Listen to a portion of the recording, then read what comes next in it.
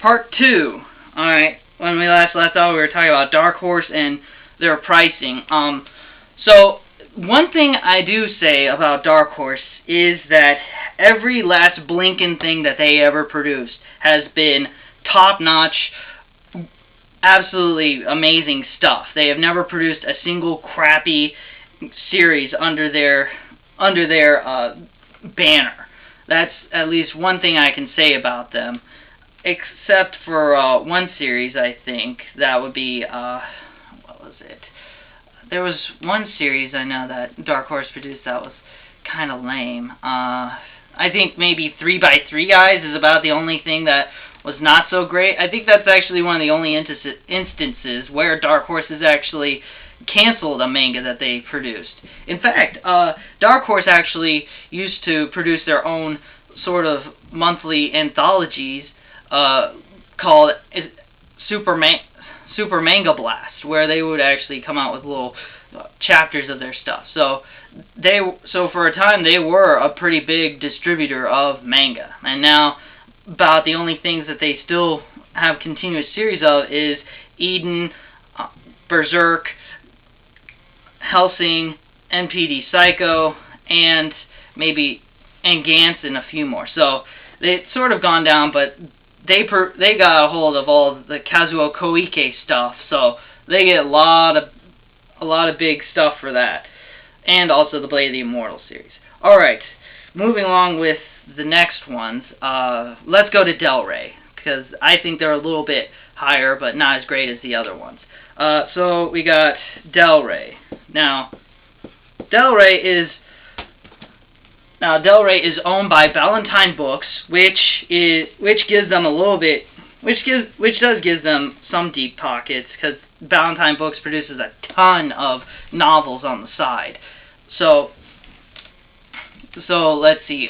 Although Del Rey does actually market their books a little bit higher up in the $10.95 to $10.99. Of course, that was back way before the economy started going down. So now Tokyopop and Del Rey are about the same pricing, so they're a little bit more desirable now by association. So the kind of stuff they produce, I would sum it up in one word, and that is clamp, because both of Del Rey's biggest sellers, I think, would be the Tsubasa Reservoir Chronicles and XXX Holic. They also do produce some other well-to-do series, such as Fairy Tail, written by Hiro Mashima, who just won the latest Kodansha Manga Award, and they also did produce the Wallflower series. They also produced a lot of other sort of drama series as well. They also, produced the Air Gear series, which I collect. So they do have a few action titles, but I think they're more like drama and stuff. And I've never read XXX Holic except for the one volume, and the rest of the series that I've heard is like completely different. So I don't have much to say about Del Rey, except that they definitely do have the nice parts at the end where they have the editor notes. So that is nice, and they leave in the surnames too, which is another nice touch. So, moving on to the next one is actually a newcomer to the series, which is Yen Plus. Now, Yen Plus is sort of a unique kind of name because it actually does signify what you're going to be dealing with buying these books. Because yeah, it is going to be a lot more yen for the stuff that you could get from Viz. So they also are the only ones other than Viz that do have their own monthly anthology that comes out in their Yen Press, which is only about a year or a year and a half old.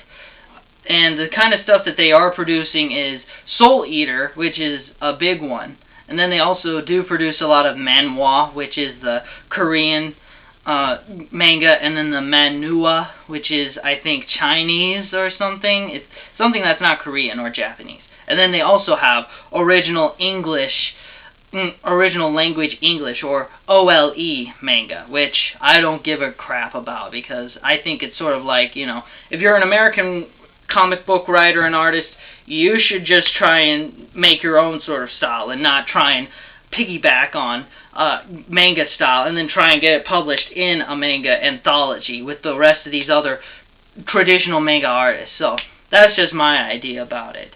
Although I've heard that like DramaCon and Manga Tokyo are supposed to be good examples of OLEs, but oh well, yeah, that's a little joke. And also they are some newcomers, and you know, anything that broadens the market is a good thing. But as far as are they going to be big, I don't think so, because they are coming very late in the game, which other manga companies have gotten about 10 plus years ahead of them on, and I think that they are going to have to play a lot of catch up before, you know, they actually produce a lot of big names.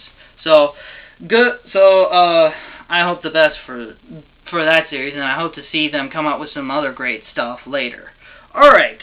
So then now we'll get to the two big guns here. Let's start with the lesser of the two, especially in recent times, Tokyopop.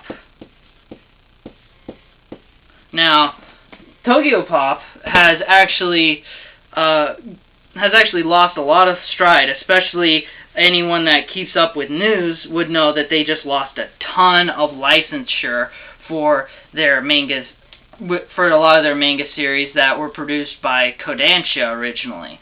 Why Kodansha pulled the plug on a lot of their licensing rights, I don't know, didn't say. But what are they going to do? I don't know. Del Rey says that they're going to pick up like Samurai Deeper Kyo and produce the rest of them. But one series in particular, Rave Master, only had 3 more volumes left, so it doesn't seem very cost effective to get the licensing rights to just produce the last 3 volumes of a series, and it seems like that would be just a big, you know, hole in the ground. So I think you know, that's just one of those losses. But actually, Tokyopop has gotten a lot of problems with canceling series, especially back, I think a couple of years ago in September, when they decided to split their division into producing more visual stuff for DVD selling. They actually lost a lot of people from their manga department, and they lost a lot of series at that time too, including Beck, Mongolian Chop Squad manga, and a few others. And now they've just lost a lot more, including Get Backers, and even stuff that was already released in its entirety, like